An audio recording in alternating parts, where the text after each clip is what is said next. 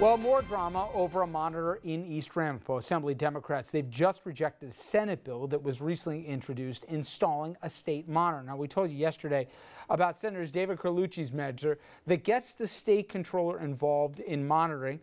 But a lot of the authors of the bill here, including the Assembly Democrats who passed it earlier this week, say they will not support that because they don't want the controller's office being a part of it. And joining us now, Chris Day, former campaign manager, Rockland County executive, himself a candidate for Congress. Do you agree with some of the sponsors of the original bill that timeout, this monitor has to have teeth here? It shouldn't, by the way, be the state controller.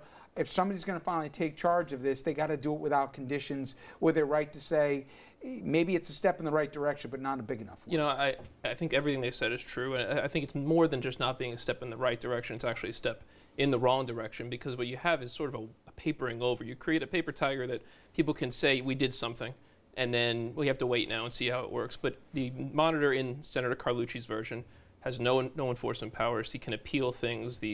Even the comptroller's oversight, which why would the comptroller necessarily be involved in education, is all recommendations. There is no real oversight. And it's concerning to me that he introduced this at a late hour.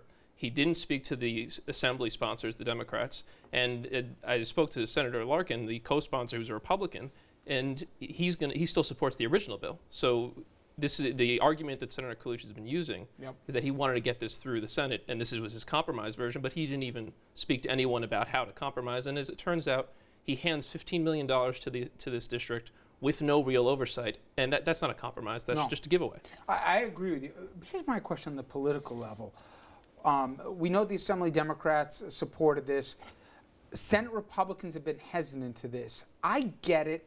And by the way, some Democrats, like Shelley Silver, for example, and a couple others that have a big Hasidim population in their districts, they voted against it. I can almost understand that for political survival.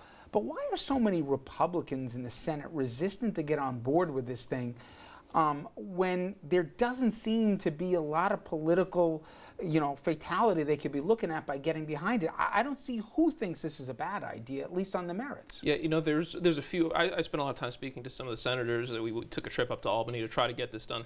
And from the more Republican side, there's been concerns about getting too centralized control over the school systems. The slippery slope argument. That was the biggest thing we ran into, but we were dealing with it. We talked to the new Senate Majority Leader, Senator Flanagan. He was starting to come around. Senator Larkin was pushing for the original bill. He joined on right away as soon as this bill was sponsored, back when it first started.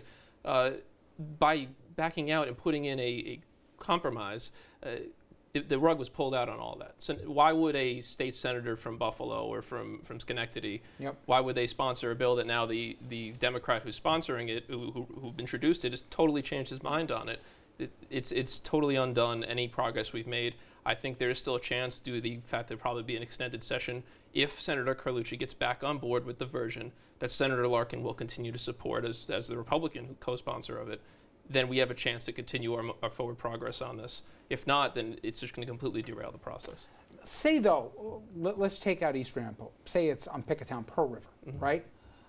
Would we be having a different conversation because somebody might say, time out a second here. I don't want some guy in Albany telling us what a duly elected school board is going to choose to, how we're going to divvy up the financing here. Would we be having the same argument, or is it the population and the history of East Ramapo that's driving this as much as it is? It is a very unique situation. I don't know that you'd ever really see the confluence of events that has gotten us to this point in very few other districts. But there were similar issues up in Orange County that led to the creation of a Curious Joel School District, a separate school district for that village.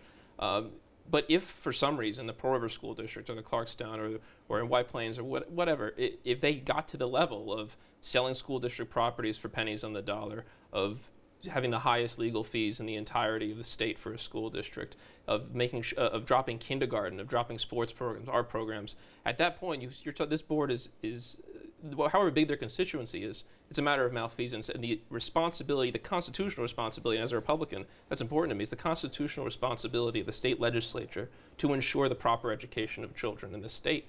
It's not a federal issue. They need to make sure that the school boards are operating properly. Yep. They've done it before. There's mayoral controls of the New York City district too, and on Long Roosevelt. Island. Yep. They've had to do before. This is just a slightly different version of it, and it's acting in a way to prevent further intervention in the future also. Chris, Republicans in Rockland have been much more, if not aggressive, but certainly willing to challenge East Ramapo and the Hasidic communities that seem to dominate the district there. Why hasn't that translated into the wider Republican Party in Albany? What are Republicans in Rockland saying that Republicans in Albany aren't? Well, it's interesting. You see the state assembly Democrats voted for oversight, and a lot of the local Democrats have been opposed to this sort of thing. And then local Republicans are for it, and state Republicans have required convincing.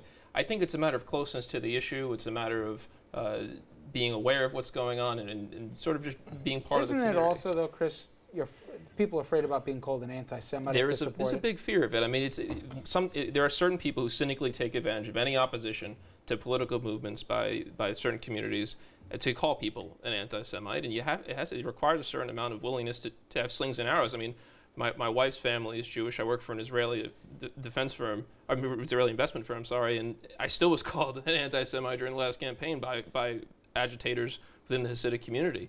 It was disowned by Congresswoman Lowy, thankfully, but this is the level it gets to, and there are people who just would rather not deal with the issue. If you're not living next door to it, there's people who would rather just not deal with it. But there have been some anti-Semitic reactions to all of these confrontations, whether it's online or in individual incidents.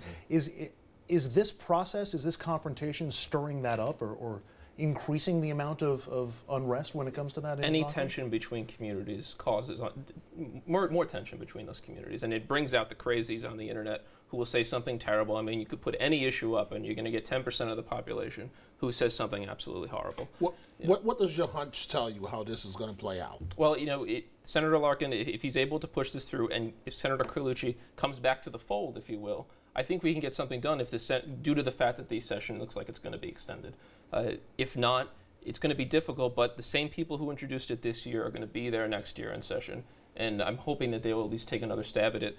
But the important thing is that if we accept a version that just is a giveaway of cash of $15 million with no real oversight now, there's never going to be real action. Everyone's going to be able to point at that and say, look, we did it. Now we don't have to touch that dangerous, scary, hot potato of an issue. Well, I spoke to a couple different people who have said, hey, Carlucci's the IDC, so it's not like he's some left wing or whatever. He did the head count, and the votes weren't there, so he tried to do something instead of anything. And I spoke to other people who said, by the way, because of the language and how by law they have to do this, where the controller can, in effect, have authority over a legislature, they had to write it in a way with mays and something instead of can, that he actually will have some real juice. Are we sure that, I mean, I read it the same way you do, so it's not like I'm, playing devil's advocate just to do it. But is there a chance that this actually could have a stick, not just a carrot? And could DiNapoli have any kind of authority? The only thing you can do is try to shame the board, essentially. They're supposed to make reasonable attempts to comply with any suggestions by the comptroller. You're not going to shame a board that's been getting shamed for the last 5-6 years ad nauseum on TV and newspapers. There's no shame there. They're willing to do whatever it takes to do whatever they want in that school district, and they have to be better stewards of the taxpayers' money and of children's education. Again, if Senator Carlucci's goal was to have a compromise solution, he didn't speak to the Assembly Democrats. He didn't speak to his Republican co-sponsor. I venture that he didn't speak to many other Republicans. And the Assembly co-sponsors already said that they're not going to go along to get along. And why add the funding? That wasn't a concern of any Republicans I spoke to, that the district would get additional funding. Their concern was setting a precedent, slippery slope. So why add $15 million of funding to it? It stinks. So now I get to the problem of, come the fall, the same problem we had last year gets only worse, conceivably. And Dominic, who's resident of the district where this is and has some first experience, talks about the tensions getting more acute. Is there real worries that come the fall, with all the attention that's been attached, if there's not real tangible change or at least a pathway to change, we could have real problems on our hands? I don't want to speculate as to any broader, unrest sort of issues, but I will say this, that even a failed attempt, I think back to 2013 when I was managing the campaign for county executive, and we were talking about East Ramapo, and people were telling us, why are you talking about this? It's a county executive race, who cares? It's a school board thing. Now there's a bill in the state assembly and the state senate. People are actually caring about this. It's in the newspaper. We're talking about it right now on your TV show. 5 years ago this wasn't happening, so at least there's a harsh light being shown directly on the board. and the likelihood they're willing to take those extra steps in the wrong direction with so much attention on them is less likely. That attention might alone push it in the right direction. And they're wrapping me by the last question is, I know we talked about this from an ethical standpoint, that it just seems wrong that certain kids are being shortchanged right now. Do you believe there's illegality too? I think there's been indications there could be illegality, especially in certain specific situations. There have been arrests related to the transfer of certain school properties, selling a property that's valued in the multi-millions for pennies on the dollar. There's something going on there. There's been no opening of the books. There's a lot of use of the executive session to cover for decisions about pass-throughs too, without justifications. Exactly. So the problem is there's been no opening of the books and access to determine it, and a lot of fear politically for people to take the stand and do it. Now we have at least a critical mess to shine light on it and get attention, and hopefully we can see progress in that district. Well, I wish you the best of luck. On this one, to me at least, this isn't about Republican and Democrat. There's a right or wrong aspect to this. And like you, we've gotten some angry phone calls on the subject, but hopefully it doesn't disappear into the air like often happens in Albany. Thank you very much. I appreciate it for you.